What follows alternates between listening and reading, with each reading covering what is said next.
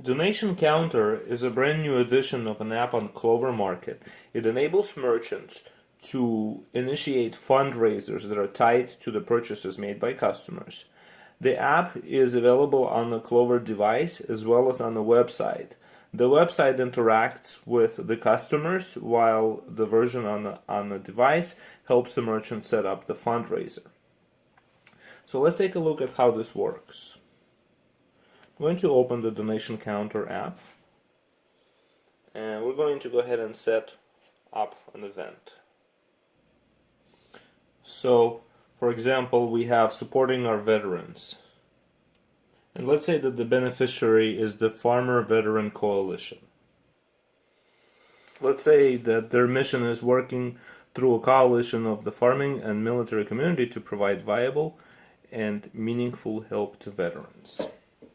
So the start date for this event is going to be March 2nd, 2019, and let's say that it runs for a month. So we're just going to change it and select our date. So there it is, and our goal is to raise $1,000. Okay.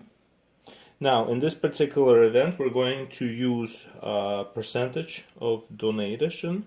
So let's say we're going to donate 10% from all the purchases.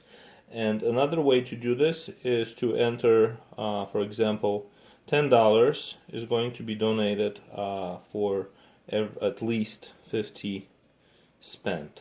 So if they spend $60, $70, $80, we're still only donating $10 per this transaction. So either one of these ways can be set up. So let's keep this one for now, and let's save, and let's set this event active.